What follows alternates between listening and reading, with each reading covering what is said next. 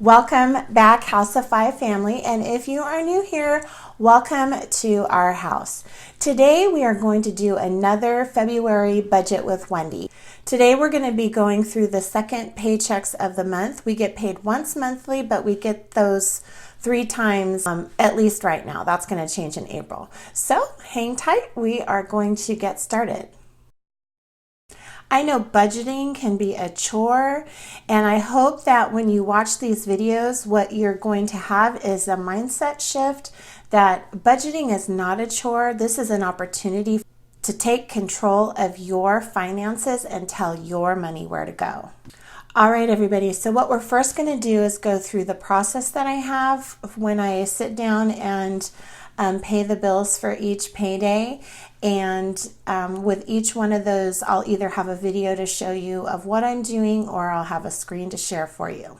In our previous video, which I'm going to link up above, I sat down and I prepared our master budget for the month of February. And so what you're going to see on my screen in just a second is the master budget first. And the purpose of that master budget is to really just know exactly how much money I have coming in for the month, what is going out, and there is where I will make adjustments to our budget. All right, so real quick, what my process is the very first thing that I do is I balance my checkbook. And that, I don't know how many people balance their checkbooks. I assumed everybody did, but I guess people don't. I used to be a bank teller when I was first starting in college, and so I am pretty fanatical about having a balanced checkbook. If it doesn't balance, it drives me crazy.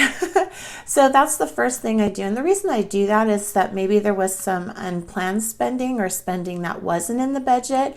And so if I've done that, those dollars were already accounted for.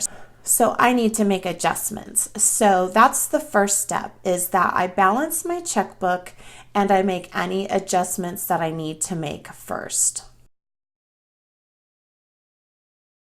After I've balanced my checkbook and I have made the adjustments necessary, the next thing I'm going to do is I'm going to open my payday spending plan. And what I do is once I have paid a bill, and or I have gotten that paycheck, I highlight it in yellow so that I know that I don't need to come back to that. And so all I'm going to be looking at is the column that is for this payday and the things in that column that still need to be paid. And then the third thing that I do is once I have everything written down, I go ahead and I pay those bills. So I either am entering that into my check register as an ACH transaction, I am withdrawing cash and entering that in my register, or I'm going online and I'm paying that bill via that company's online portal. And then if there's any money left over, I need to see if that's been delegated to something else. You'll see in the video coming that there's $20 left over, and that is to go towards the end of the month. And then in another of the paydays, I have $500 left over, and that is going to go to savings. So now I'm going to go ahead and I'm just going to show the videos for those processes, and we'll check back in a second. Once I've entered everything into the spreadsheet, I then put it on paper, and this just helps me to check off boxes and make sure that I've gone in and paid everything that I need to pay. So for some of them, these are estimates until I actually go into the online accounts and actually do the step of paying the bill. Okay, and so once I took what our payday was plus a balance forward of about $90 or so, and I paid everything, we had about $960 left over for food, fuel, Pizza Friday, and kids. But I've got another payday probably coming mid next week, and so I don't think I'm going to need that full $260 for food, so I'm actually going to reduce that down to $200. I'm going to leave fuel at $150 because I have a Suburban, and when I fill it up, it's about $80 or $90. I'm actually going to zero out Pizza Friday because this Friday we're going to do homemade calzones and I have everything for that already. So I'm not going to actually include that. And then the kids, $25 for each of the 4 little ones to put in their education accounts. So once I take all of that, 960 minus 200 minus 150 minus 100 equals, we have $510 left over. So what I'm going to do with that $510 is we had a goal for February to try and save $1,000. So I'm going to go ahead and I'm going to take that $500 and I'm going to transfer that to savings. And this I'll also transfer to the kids' accounts, and then this is what I will get out in cash tomorrow when I go to the bank, and I will dole that out. And this payday we're getting $970.70, and that is for one of my clients, and I'm also going to get $80, and that is from my daughter and my niece, $50 and $30. I'm just going to call it $1,050.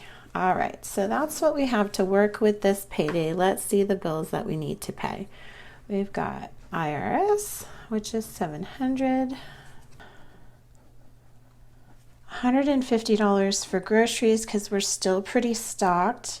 And then I am taking a day girls trip up to Los Angeles and going to have a brunch at the Lola retreat where we're going to be talking about money and mental health. I'm really excited about that, but we're going to spend the whole day up in LA with my daughter and my niece, so I'm really excited.